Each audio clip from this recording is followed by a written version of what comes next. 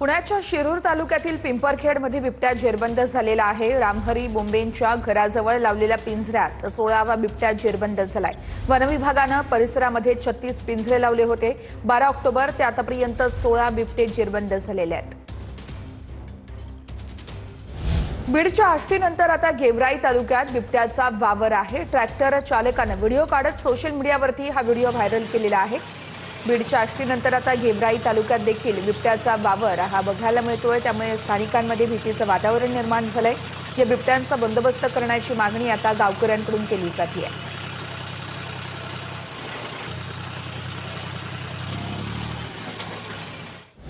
मुंबईतील महापालिकांमध्ये महिला मतदारांच्या संख्येत लक्षणीय वाढ झाली आहे। 2017च्या तुलनेमध्ये यंदा 11,80,191 मतदारांची वाढ झाली आहे। ठाण्यात 4,21,261 मतदारांमध्ये वाढ झाली आहे। तर कल्याण डोंबिवलीमध्ये देखील मतदारांच्या संख्येत 1,73,674 एवढी मतदारांची संख्या वाढली आहे।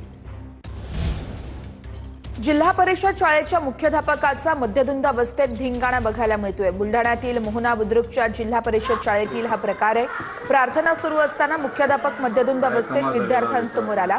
मुख्याध्यापक कांबळेंवरती कारवाईची मागणी आता ग्रामस्थ करतायत। नागपुरातील हिवाळी अधिवेशनाची कामं आजपासून पुन्हा बंद होणार आहेत। नागपूर कंत्राटदार संघटनेचा कामबंद आंदोलन करण्याचा निर्णय आहे। हिवाळी अधिवेशनाला 17 दिवस बाकी असताना कंत्राटदारांचं हे कामबंद आंदोलन थकीत 150 कोटी रुपये दिले नसल्यानं हे कामबंद आंदोलन केलं जात आहे। या संदर्भात आमच्या प्रतिनिधींनी घेतलेला आढावा आपण बघूया। नागपुरातील हिवाळी अधिवेशन 17 दिवसांवर आलेलं आहे आणि निधी मिळाला नाही म्हणून नागपूर कंत्राटदार असोसिएशननं हिवाळी अधिवेशनाची सर्व कामं आजपासून बंद केलेली आहे। आपण हे दृश्य या ठिकाणी बघू शकतो। विधानसभा अध्यक्षांचा हा बंगला आहे आणि या बंगल्याचंही डागडुजीचं काम ठप्प झालेलं आहे। कंत्राटदार असोसिएशननं यापूर्वीही याच महिन्यामध्ये कामबंद आंदोलनाचा इशारा दिला होता।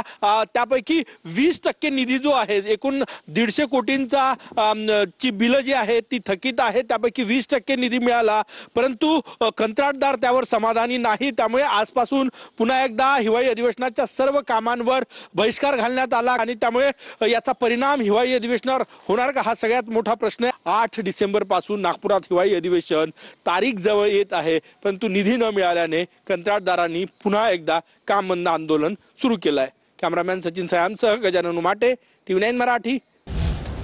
बातमी मोठी आहे। मुंबई महापालिका मविया म्हणून लढली पाहिजे असं पवारांचं मत असल्याची सूत्रांची माहिती आहे। मतदार यादीच्या घोळासंदर्भात आणि मतचोरीच्या संदर्भात एकत्रित येत सत्याचा मोर्चा काढता मग निवडणूक का वेगळी लढता असा शरद पवार यांचा सवाल आहे। मवियामध्ये मनसेला सोबत घेऊन निवडणूक लढवण्याबाबत पवार सकारात्मक असल्याची ही सूत्रांची माहिती मिळते आहे।